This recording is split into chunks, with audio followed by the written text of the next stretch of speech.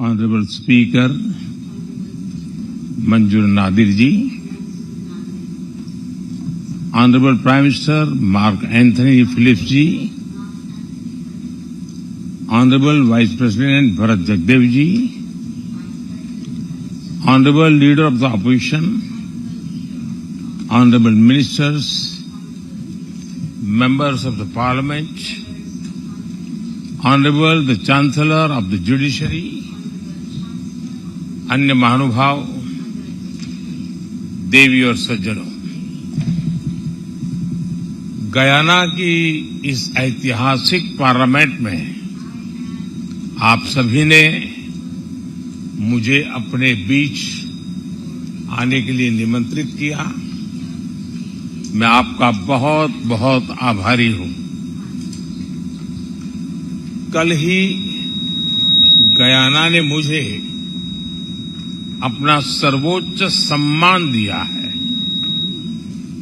मैं इस सम्मान के लिए आप सभी का, गयाना के हर नागरिक का हृदय से आभार व्यक्त करता हूं। गयाना का हर नागरिक मेरे लिए स्टार बाई है। यहां के सभी नागरिकों को बहुत बहुत धन्यवाद। ये सम्मान मैं भारत के प्रत्येक नागरिक को समर्पित करता हूं। साथियों, भारत और गयाना का नाता बहुत गहरा है। ये रिश्ता मिट्टी का है, पसीने का है,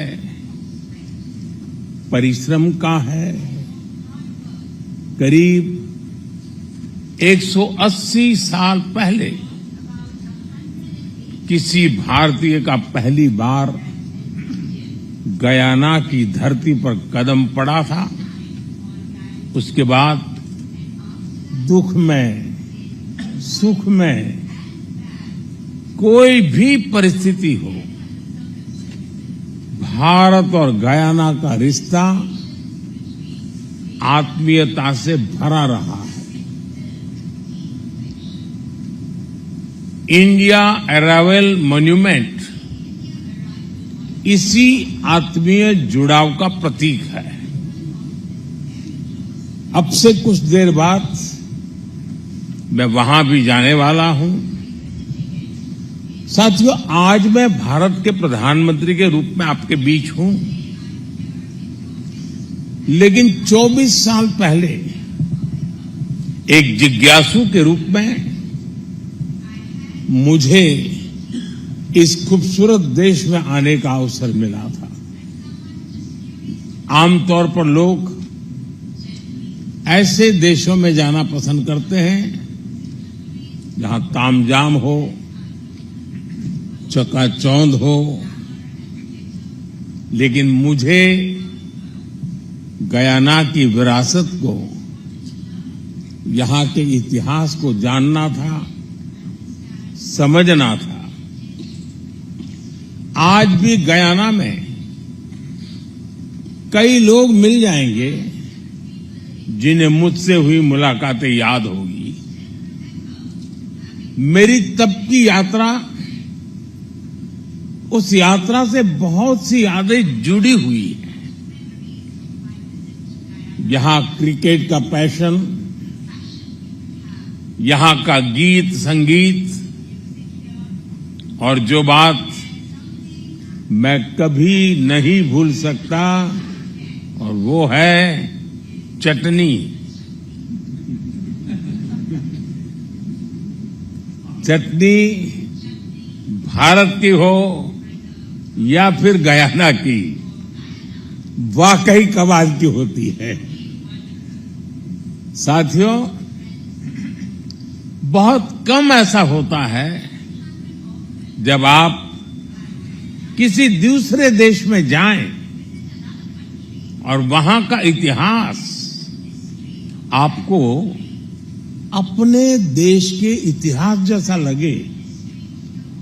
पिछले 200-250 साल में भारत और गयाना ने एक जैसी गुलामी देखी, एक जैसा संघर्ष देखा। दोनों ही देशों में गुलामी से मुक्ति की एक जैसी ही छटपटाहट भी थी। आजादी की लड़ाई में यहां भी और वहां भी कितने ही लोगों ने अपना जीवन समर्पित कर दिया। यहां गांधी जी के करीबी C.F. एंड्रूज हो, ईस्ट इंडियन एसोसिएशन के अध्यक्ष जंग बहादुर सिंह हो, सभी ने गुलामी से मुक्ति की इस लड़ाई मिलकर लड़ी और आजादी पाई। और आज हम दोनों ही देश दुनिया में डेमोक्रेसी को मजबूत कर रहे हैं। इसलिए आज गयाना की संसद में मैं आप सभी का 140 करोड़ भारतवासियों की तरफ से अभिनंदन करता हूं। मैं गयाना संसद के हर प्रतिनिधि को बहुत बहुत बधाई देता हूं। गयाना में डेमोक्रेसी को मजबूत करने के लिए आपका हर प्रयास दुनिया के विकास को मजबूत कर रहा है।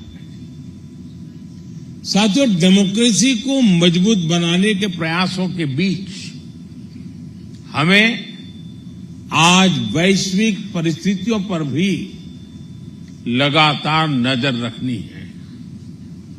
जब भारत और गयाना आजाद हुए थे तो दुनिया के सामने अलग तरह की चुनौतियां थी। आज 21वीं सदी की दुनिया के सामने जो चुनौतियां हैं वो पूरी तरह अलग है। दूसरे विश्व युद्ध के बाद बनी व्यवस्थाएं और संस्थाएं ध्वस्त हो रही हैं। कोरोना के बाद जहां एक नए वर्ल्ड ऑर्डर की तरफ बढ़ना था, दुनिया दूसरी ही चीजों में उलझ गई। इन परिस्थितियों में आज विश्व के सामने आगे बढ़ने का सबसे मजबूत मंत्र है democracy first, humanity first. Democracy first की भावना हमें सिखाती है कि सबको साथ लेकर चलो, सबको साथ लेकर सबके विकास में सहभागी बनो। ह्यूमैनिटी फर्स्ट की भावना हमारे निर्णयों की दिशा तय करती है। जब ह्यूमैनिटी फर्स्ट को अपने निर्णयों का आधार बनाते हैं तो नतीजे भी मानवता का हित करने वाले ही होते हैं। साथियों, हमारी डेमोक्रेटिक वैल्यूज इतनी मजबूत है कि विकास के रास्ते पर चलते हुए हर उतार चढ़ाव में हमारा संबल बनती है। एक इंक्लूसिव सोसाइटी के निर्माण में डेमोक्रेसी से बड़ा कोई माध्यम नहीं है।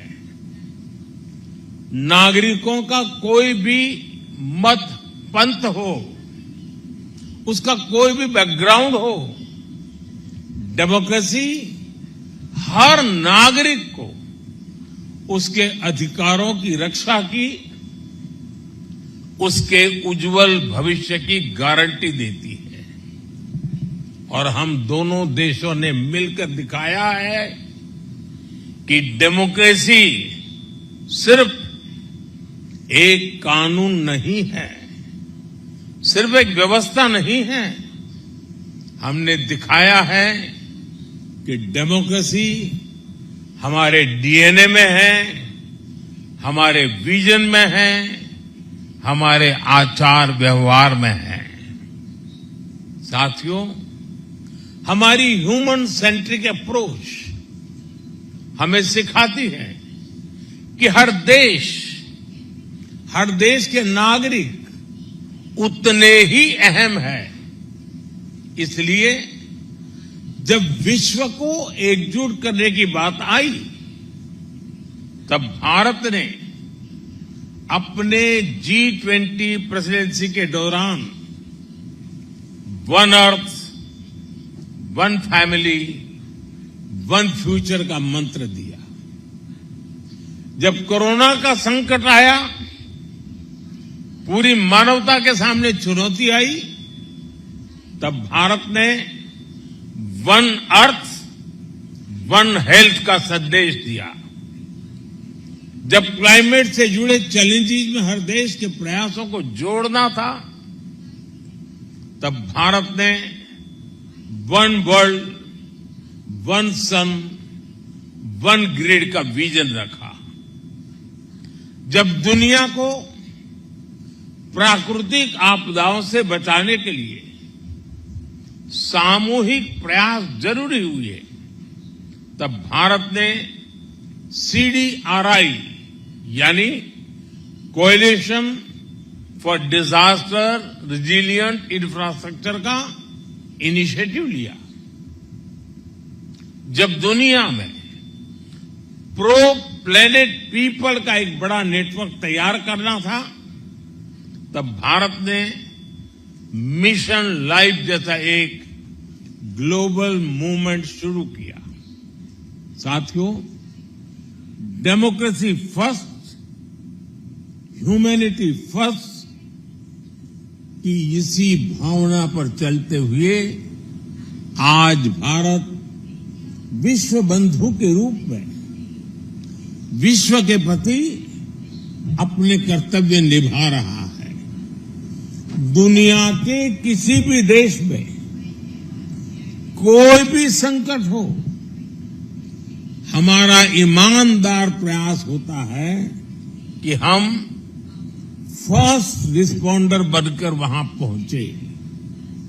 आपने कोरोना का वो दौर देखा है जब हर देश अपने अपने बचाव में ही जुटा था। तब भारत ने दुनिया के 150 से अधिक देशों के साथ दवाएं और वैक्सीन शेयर की।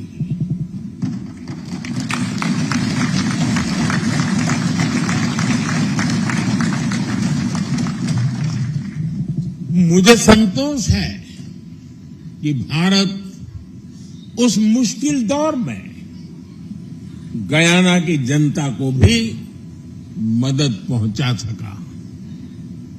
दुनिया में जहां जहां युद्ध की स्थिति आई, भारत राहत और बचाव के लिए आगे आया। श्रीलंका हो, मालदीव हो, जिन भी देशों में संकट आया, भारत ने आगे बढ़कर बिना स्वार्थ के मदद की। नेपाल से लेकर तुर्की और सीरिया तक जहां जहां भूकंप आए, भारत सबसे पहले पहुंचा है। यही तो हमारे संस्कार है। हम कभी भी स्वार्थ के साथ आगे नहीं बढ़े। हम कभी भी विस्तारवाद की भावना से आगे नहीं बढ़े। हम रिसोर्सेज पर कब्जे की, रिसोर्सेज को हड़पने की भावना से हमेशा हमेशा दूर रहे हैं। मैं मानता हूं स्पेस हो, सी हो, ये यूनिवर्सल कॉन्फ्लिक्ट के नहीं बल्कि यूनिवर्सल कोऑपरेशन के विषय होने चाहिए। दुनिया के लिए भी ये समय कॉन्फ्लिक्ट का नहीं है, ये समय कॉन्फ्लिक्ट पैदा करने वाली कंडीशंस को पहचानने और उनको दूर करने का है। आज टेररिज्म, ड्रग्स, साइबर क्राइम ऐसी कितनी ही चुनौतियां हैं जिनसे मुकाबला करके ही हम अपनी आने वाली पीढ़ियों का भविष्य संवार पाएंगे। और ये तभी संभव है जब हम डेमोक्रेसी फर्स्ट, ह्यूमैनिटी फर्स्ट को सेंटर स्टेज देंगे। साथियों, भारत ने हमेशा प्रिंसिपल्स के आधार पर, ट्रस्ट और ट्रांसपेरेंसी के आधार पर ही अपनी बात की है। एक भी देश, एक भी रीजन पीछे रह गया तो हमारे ग्लोबल गोल्स कभी हासिल नहीं हो पाएंगे। तभी भारत कहता है एवरी नेशन मैटर्स। मैं फिर दोहराऊंगा, एवरी नेशन मैटर्स। इसलिए भारत आइलैंड नेशंस को स्मॉल आइलैंड नेशन नहीं बल्कि लार्ज ओशन कंट्रीज मानता है। इसी भाव के तहत हमने इंडियन ओशन से जुड़े आइलैंड देशों के लिए सागर प्लेटफॉर्म बनाया। हमने पैसिफिक ओशन के देशों को जोड़ने के लिए भी विशेष फोरम बनाया है। इसी नेक नियत से भारत ने G20 की प्रेसिडेंसी के दौरान अफ्रीकन यूनियन को G20 में शामिल कराकर अपना कर्तव्य निभाया।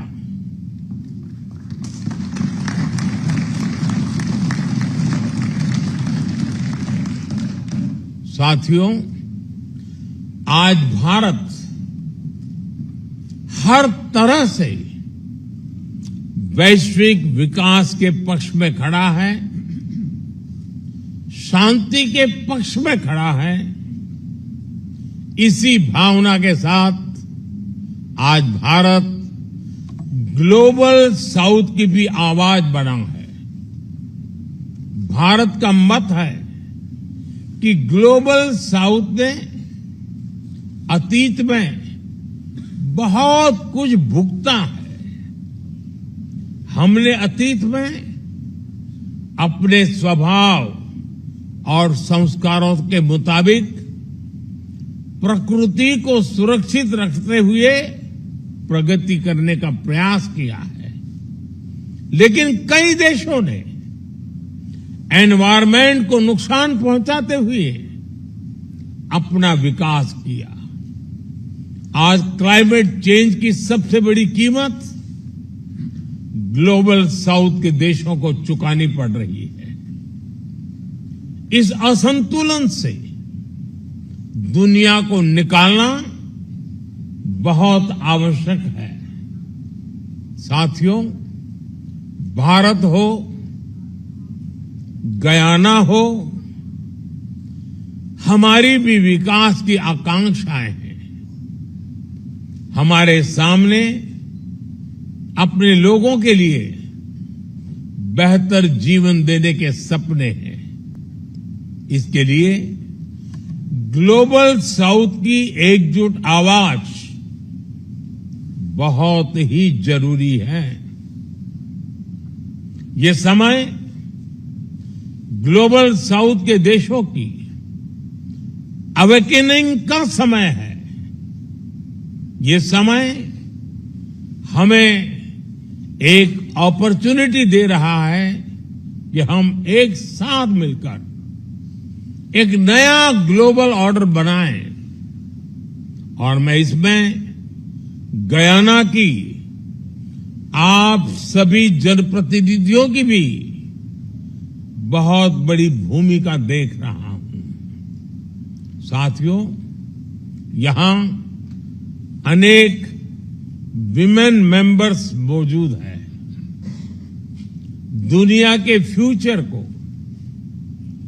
फ्यूचर ग्रोथ को प्रभावित करने वाला एक बहुत बड़ा फैक्टर दुनिया की आधी आबादी है।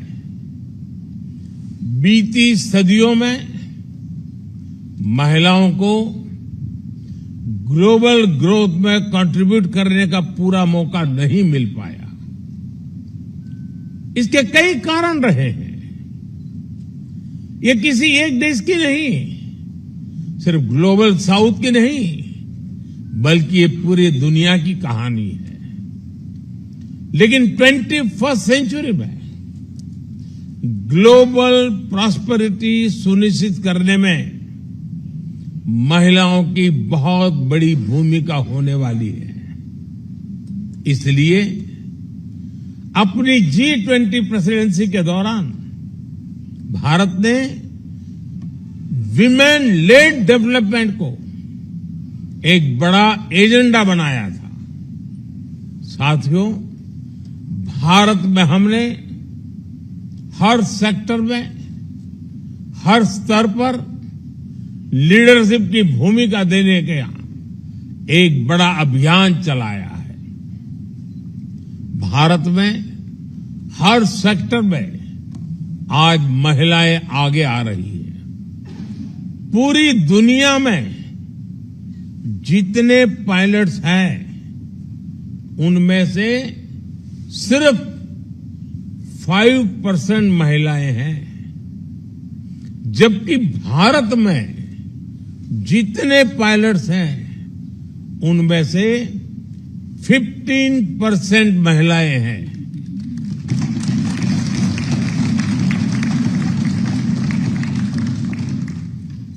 भारत में बड़ी संख्या में फाइटर पायलट्स महिलाएं हैं। दुनिया के विकसित देशों में भी साइंस, टेक्नोलॉजी, इंजीनियरिंग, मैथ्स यानी स्टेम ग्रेजुएट्स में 30-35% ही विमेन है। भारत में ये संख्या 40% से भी ऊपर पहुंच चुकी है।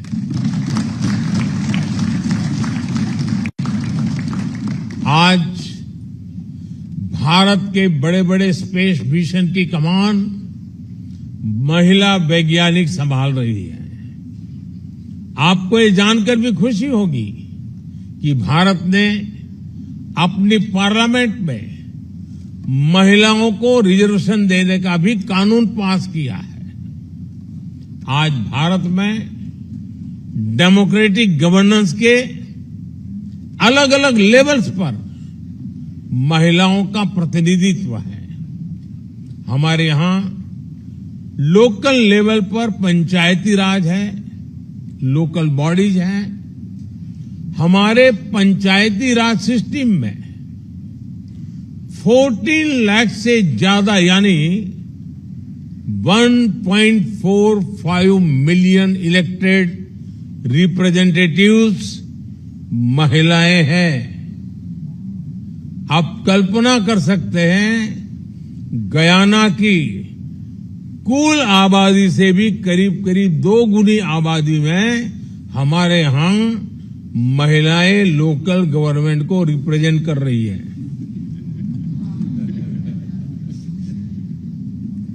साथियों, गयाना लैटिन अमेरिका के विशाल महाद्वीप का गेटवे है। आप भारत और इस विशाल महाद्वीप के बीच अवसरों और संभावनाओं का एक ब्रिज बन सकते हैं। हम एक साथ मिलकर भारत और कैरिकॉम के पार्टनरशिप को और बेहतर बना सकते हैं। कल ही गयाना में इंडिया कैरिकॉम समिट का आयोजन हुआ है।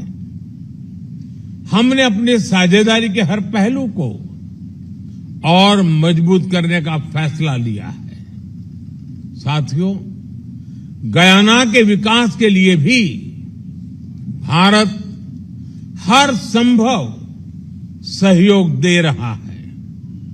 यहां के इंफ्रास्ट्रक्चर में निवेश हो, यहां की कैपेसिटी बिल्डिंग में निवेश हो, भारत और गयाना मिलकर काम कर रहे हैं। भारत द्वारा दी गई फेरी हो, एयरक्राफ्ट हो, ये आज गयाना के बहुत काम आ रहे हैं। रिन्यूएबल एनर्जी के सेक्टर में, सोलर पावर के क्षेत्र में भी भारत बड़ी मदद कर रहा है। आपने T20 क्रिकेट वर्ल्ड कप का शानदार आयोजन किया है। भारत को खुशी है कि स्टेडियम के निर्माण में हम भी सहयोग दे पाए। साथियों, डेवलपमेंट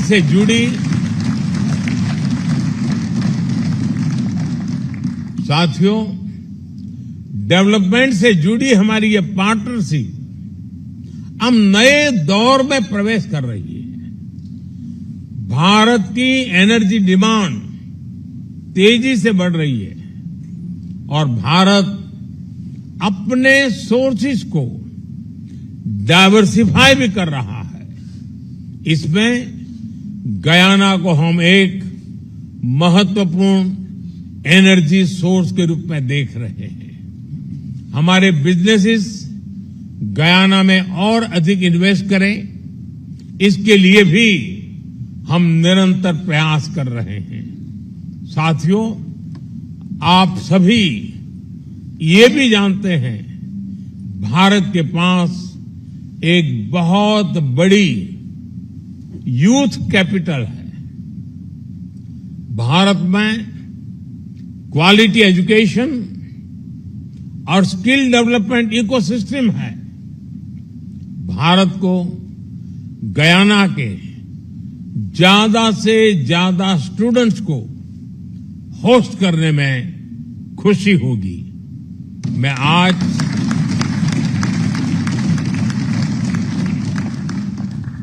गयाना की संसद के माध्यम से गयाना के युवाओं को भारतीय इनोवेटर्स और वैज्ञानिकों के साथ मिलकर काम करने के लिए भी आमंत्रित करता हूं।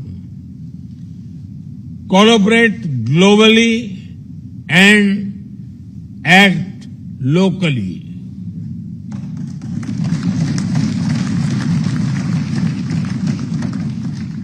हम अपने युवाओं को इसके लिए इंस्पायर कर सकते हैं। हम क्रिएटिव कोलैबोरेशन के जरिए ग्लोबल चैलेंजेस के सॉल्यूशन ढूंढ सकते हैं। साथियों, गयाना के महान सपूत श्री छेदी जगन ने कहा था कि हमें अतीत से सबक लेते हुए अपना वर्तमान सुधारना होगा और भविष्य की मजबूत नींव तैयार करनी होगी। हम दोनों देशों का साझा अतीत, हमारे सबक, हमारा वर्तमान हमें जरूर उज्जवल भविष्य की तरफ ले जाएंगे। इन्हीं शब्दों के साथ आप सबके बीच आने का सौभाग्य मिला। इसके लिए मैं आप सबका आभार व्यक्त करते हुए अपनी बात समाप्त करता हूं। मैं आप सभी को भारत आने के लिए भी निमंत्रित करूंगा। मुझे गयाना के ज्यादा से ज्यादा जनप्रतिनिधियों का भारत में स्वागत करते हुए खुशी होगी। मैं एक बार फिर गयाना की संसद का, आप सभी जनप्रतिनिधियों का बहुत बहुत आभार व्यक्त करता हूं। बहुत बहुत धन्यवाद।